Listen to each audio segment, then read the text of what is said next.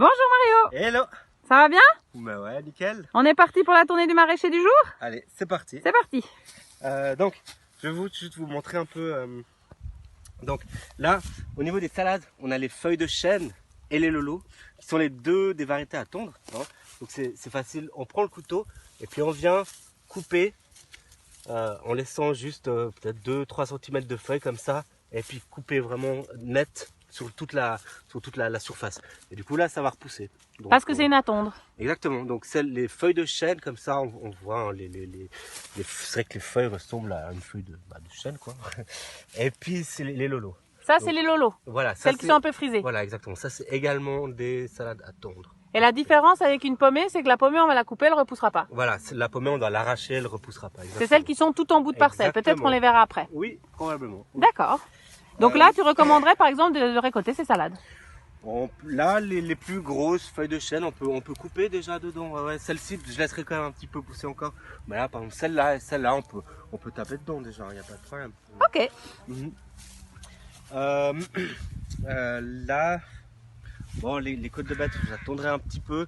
Si dans votre parcelle elles sont un peu plus grandes, on peut éventuellement commencer à les couper. Donc c'est toujours en fait prendre les feuilles qui sont à l'extérieur. Avec un couteau, on vient couper tout en bas, vraiment faire une belle coupe bien nette et précise. Et puis faire des gratins ou ce que vous voulez avec. Et même si elle est un peu jaune, on peut quand même encore la manger? Ouais, bien sûr. Bon oui, il n'y a pas de problème. Et il faudrait commencer à les cueillir quand elles sont jaunes ou pas forcément? Non, mais là j'attendrai encore un petit peu. Un petit peu. Peut-être que dans d'autres parcelles sont un peu plus grandes.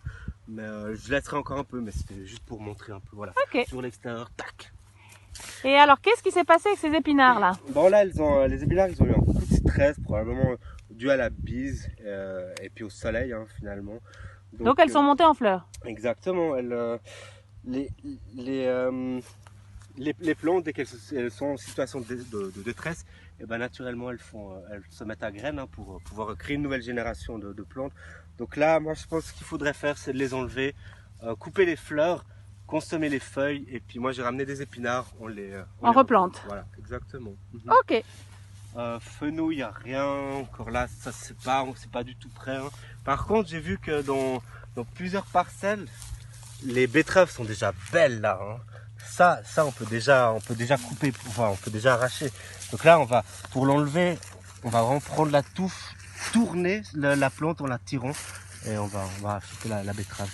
Donc ça c'est une taille hein, qui me semble parfaite hein, pour manger. Donc si vous voyez qu'elles font cette taille là sur votre parcelle, vous pouvez déjà les prendre. Ok. Le chouquet, il a l'air d'avoir été récolté déjà? Ouais, alors là aussi, hein, toujours prendre les feuilles du bas, puis celles qui sont à l'extérieur, et puis couper assez net comme ça. Ok. Ensuite, là, on arrive aux tomates. Donc nous, on a des tuteurs à tomates en bambou, comme ça. Donc, les tomates, il faut vraiment les tutorer au fur et à mesure. Donc on va en fait planter donc, notre bambou comme ça, le plus profondément possible. Et puis juste venir prendre une ficelle. On a des ficelles, ces ficelles bleues dans la roulotte. Ce que je fais, c'est que j'enlève juste une partie comme ça, tac. Et puis on vient juste faire un double nœud autour de la tomate. Il faut bien laisser suffisamment d'espace parce qu'il faut penser que le tronc il va quand même s'épaissir et on veut pas étouffer nos tomates. Donc à laisser qu'on puisse mettre 2 doigts au milieu comme ça. Là c'est très bien comme ça. Ouais. Avec un double nœud t'as fait hein, pour ouais, que ça tienne bien. Ouais. Un petit double nœud comme ça, on est sûr que ça tient bien. Tac. Puis après à mesure que ça grandit, on devra rattacher à chaque fois plus haut. Exactement, ouais. À chaque fois on va venir peut-être en mettre un là et après un là. Ça dépend de combien elle monte. Combien elle monte, exactement. Ok. Là je vois quelques plantons un tout petit peu jaunes. Ouais, alors ça c'est normal, hein. Les courgettes jaunes elles sont... ça c'est tout normal, tout va bien. On voit que les gens ont déjà récolté des radis. Donc pas hésiter si vous aimez ça, hein, replanter, ça va. La culture des radis elle est assez rapide, entre 1 mois et demi et 2 mois pour la récolte. Donc on peut sans aucun problème en replanter déjà, si jamais. On mettra des semis alors à disposition sous la roulotte si jamais. Exactement, ouais. Donc là c'est les tomates, la même chose. Hein.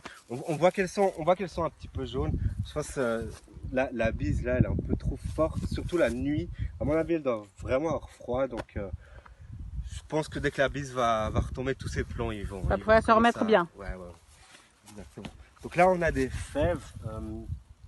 J'ai entendu qu'il y a des gens qui les ont enlevées parce qu'ils voyaient beaucoup d'insectes dessus.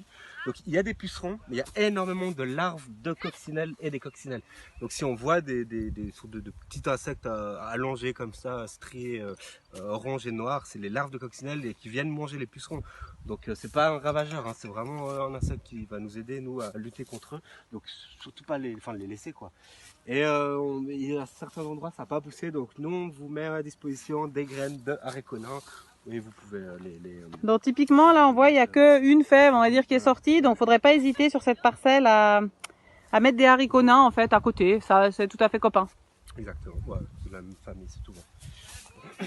Donc là aussi hein, les courgettes, hein, c'est des plants qui aiment vraiment le chaud, donc voilà, avec cette bise là c'est un peu normal si elle végète un peu. On espère que ça va tomber vite, hein, puis que ça va recommencer à pousser. Aubergines aussi, hein, là, c'est comme les tomates, ils ont besoin de chaud. Donc pour moi, voilà, c'est pas étonnant, hein, c'est assez normal, faut pas trop s'inquiéter. Dès qu'il va commencer à faire plus chaud, ça va pousser. Ok. Et puis Donc maintenant, il faut que les gens ils viennent planter les tutos des tomates ouais, un peu plus vite ouais, pour les aider. tuteurs, il faudrait les mettre. Parce que c'est vrai que la bise, elle fait quand même pas mal de dégâts, donc c'est bien de les mettre le plus rapidement possible.